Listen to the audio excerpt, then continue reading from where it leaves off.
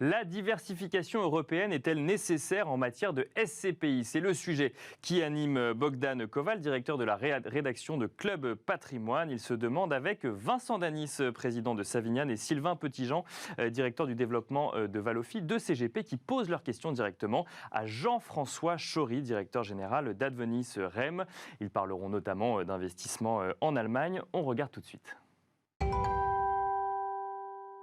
Bonjour, les SCPI ont de plus en plus la cote auprès des épargnants et notamment celles qui investissent sur l'Europe et surtout sur l'Allemagne.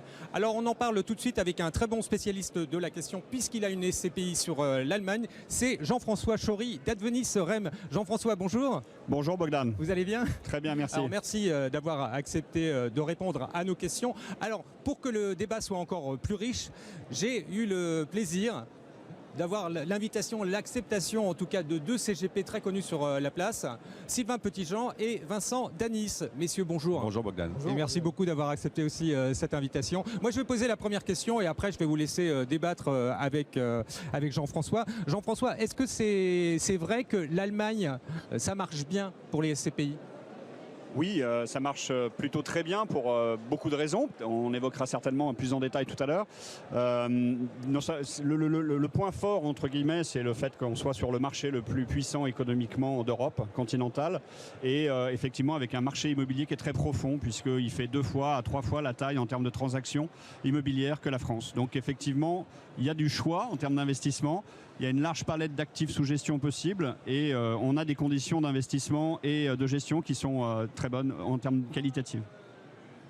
Alors moi justement, j'aimerais savoir au sujet des investissements, comment vous parvenez à les obtenir? C'est-à-dire comment se fait-il que les investisseurs allemands avant vous n'aient pas souhaité faire les bonnes affaires qui finalement sont laissées peut-être à la disposition des investisseurs français? Alors, c'est une bonne question. Après, il y a 2 réponses à ça. La première, c'est le volume, comme je l'évoquais tout à l'heure. Cette année, on devrait être de l'ordre de 60 milliards de transactions immobilières en Allemagne. Les étrangers représentent une part approximative de 35%. C'est un peu plus de 20 milliards de transactions immobilières. Donc ça serait un peu réducteur de penser que uniquement les mauvaises affaires sont achetées par des étrangers. L'autre point et qui fait notre force en termes d'investisseurs, c'est que nous avons une équipe à Francfort qui est basée sur place depuis plus de 20 ans puisqu'elle fait de la gestion immobilière, du property management pour compte de tiers. Et à partir de là, effectivement, on a une équipe sur place, on a une équipe effectivement qui connaît très bien le marché, les différents marchés allemands, puisque contrairement à la France, on n'est pas sur une centralisation à 70% des transactions immobilières sur Paris et Île-de-France. On a 7 landes qui sont très diversifiées, donc il faut bien connaître le marché. Et donc cette équipe, elle nous aide effectivement à être intermédiaire pour notre propre sourcing. Un chiffre pour vous donner un ordre d'idée, c'est qu'à peu près 30% de nos acquisitions sur les 30 immeubles aujourd'hui d'actifs présents dans le portefeuille d'Eurovalis, 30% sont en off-market, c'est-à-dire qu'ils ne sont pas passés par des brokers classiques.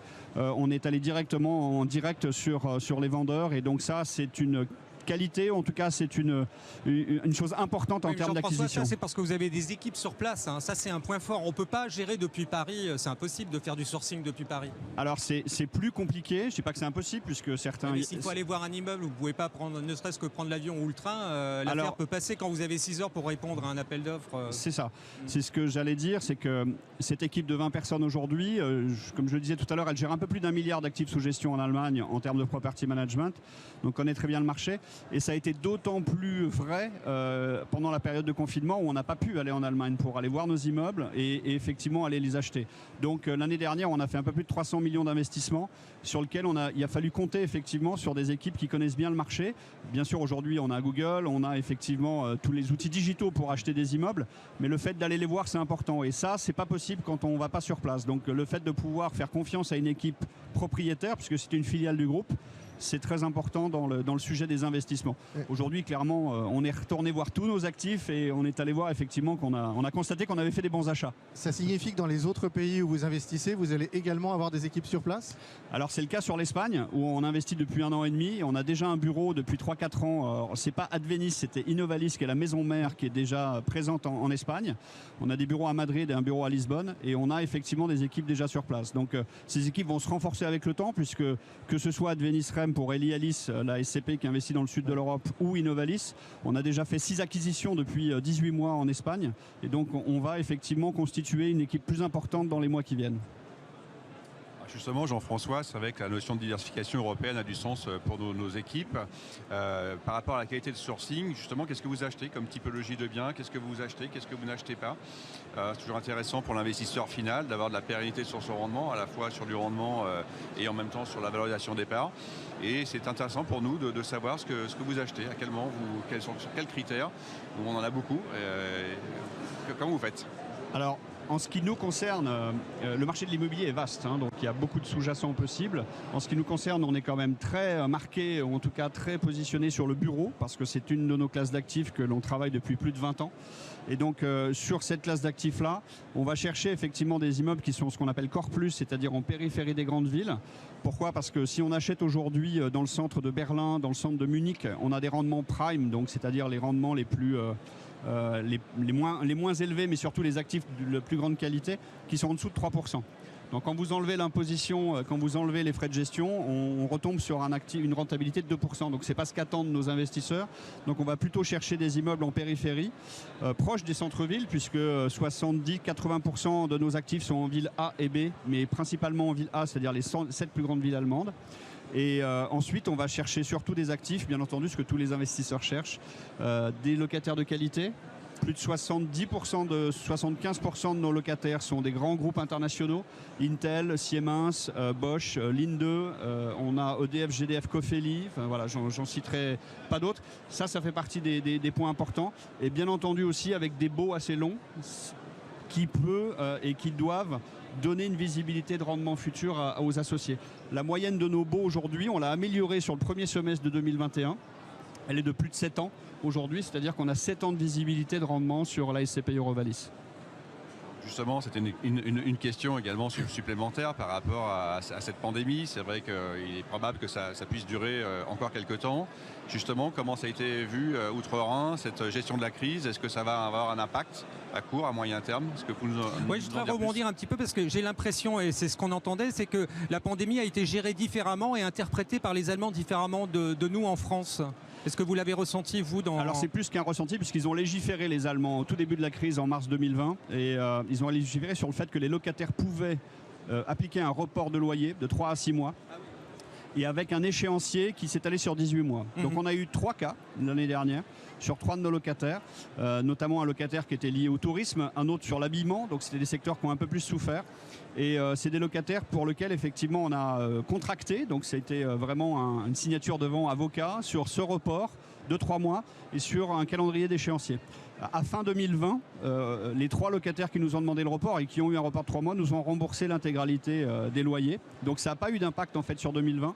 Et ce qui fait que sur l'année dernière et sur cette année, sur le premier semestre, on a eu plus de 99% de taux de recouvrement de nos loyers. Donc on a... Ça traduit en fait la qualité de nos investissements et ça traduit surtout la qualité de nos locataires qui sont effectivement des groupes assez puissants et qui ont la capacité et la faculté de payer leur loyer et ça c'est très important. Et est-ce qu'à moyen terme, vous pensez que vous observerez en Allemagne le même phénomène de télétravail que celui que l'on a en France? Alors, le télétravail était un peu moins prégnant en Allemagne. En règle générale, effectivement, c'était pas très régulier entre guillemets par rapport à la France ou par rapport effectivement à des pays du Nord, un peu plus au nord comme la Suède qui avait déjà avant Covid 35% de taux de télétravail. En Allemagne, c'était un peu moins le cas et ils n'ont pas légiféré les Allemands sur ce sujet-là. C'est-à-dire que même depuis 1er juillet 2021, le télétravail n'est plus obligatoire. En tout cas, on conseille, en tout cas les entreprises, après c'est comme en France, c'est-à-dire qu'il y a des négociations par branche ou par société, mais d'un point de vue de la législation, il n'y a pas d'obligation de télétravail et plus d'obligation de télétravail depuis le 1er juillet 2021.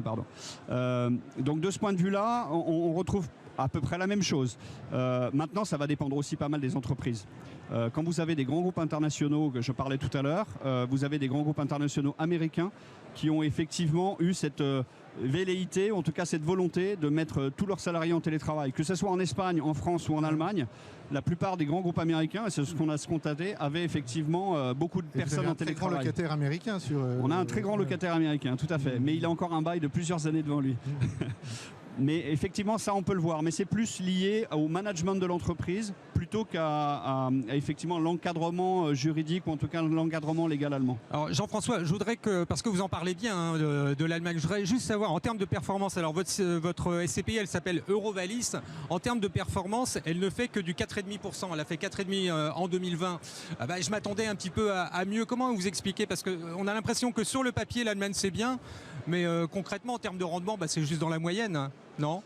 Ça va dépendre aussi du positionnement de la SCPI et de notre volonté en termes de politique d'investissement. Comme je le disais tout à l'heure, on est sur des actifs Core Plus, donc périphérie de ville. On n'est pas forcément non plus très loin ou dans des plus petites villes, ce qui pourrait nous permettre d'avoir des rendements un peu supérieurs. Donc ça, c'est la première réponse. L'autre réponse, c'est que nous avons effectivement aussi une fiscalité allemande que l'on paye sur place et que l'on paye avant la diffusion du rendement en France. C'est-à-dire que notre justement, j'ai pas compris, c'est un avantage ou pas cette fiscalité allemande, parce que certains CGP nous la mettent en avant.